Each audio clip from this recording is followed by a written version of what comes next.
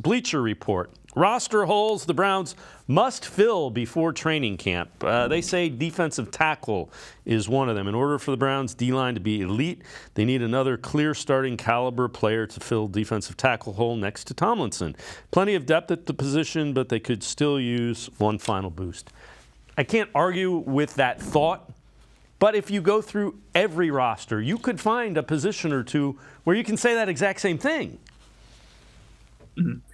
Exactly. And I've said for a while, and I've seen a lot of people agree too, that they believe the Browns need to add one more defensive tackle. And I still do agree with that. But at the same time, it seems to be Jim Schwartz is pretty content with the group he has. And when you have Dalvin Tomlinson, who you paid a good amount of money to anchor that defensive tackle room, you brought in Siaki Ika, who Jim Schwartz was really happy about being able to add as one of the guys he wanted to add.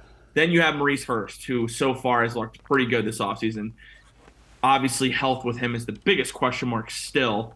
And then you have Tristan Hill, not to mention still to have Jordan Elliott, Tommy Togiai. I don't know what some of the futures for them look like, but, it's still a huge upgrade from what they had last year. You bring in Zadarius Smith, who can play inside. Myles Garrett can play inside. Alex Wright can play inside, and I believe will play more inside.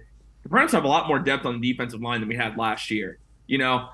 Again, we would love to see them go add more players, bring in more depth. But at the same time, they've added a ton of depth already to the defensive line. If they add someone else, great. If not, it's kind of hard to be upset about that because, again, they've added so much talent. And at some point, Andrew Berry might say, unless there's an injury, we might not add anyone else. And I think we have to kind of make peace with that because he's done a lot. This defense has a ton of talent added to it now. It's just time to deliver. And I think bearing an injury from training camp or something along those lines, they might be done adding to the defensive tackle room, unless, of course, after the 53-man roster cuts are done, if there's a veteran that ends up getting cut that the Browns potentially could sign for a cheap deal that would bring more leadership to the position, I think they would look at that. I would agree. And the other thing I would say is Jim Schwartz is going to piece it together so that let's see how he works with the depth that he has. It's going to be very different than what Joe Woods would have done.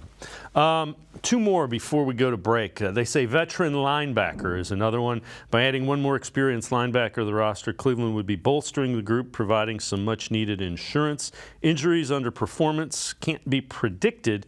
And if either happens to one or more, the team may not have a way to solve those issues. They also say backup running back. Chubb should have a great 2023 season. 27-year-old proved he's capable of being bell cow back in Cleveland. It doesn't change the fact that there's not a ton of options to serve as its number two back, which is an important role for the offense. Again, I can't argue with any of that. I don't think they're bringing in a veteran linebacker or a veteran running back until the big cut down. Remember, everybody's getting cut at once, so there will literally be 900 free agents available. That's when you may see a defense tackle, linebacker, or running back. Mm-hmm. Yeah, there's no reason, again, bearing an injury that you have early in training camp, there's no real reason to go out and add another veteran at defensive tackle or linebacker specifically because, like you mentioned, with the cuts all being at once, there's going to be so many players that are going to be available at the exact same time. And if there's someone the Browns really want, they can wait. There's no reason that they got to go out and panic and sign someone just because they want to add another body to the position. There's no need to do that because someone they could potentially be interested in could get cut and they could sign them on a cheap one-year deal. That's exactly what I think Andrew Berry would prefer to do, and that really makes the most sense. I saw some Browns fans mention the idea of Myles Jack. I know he's 28 years old.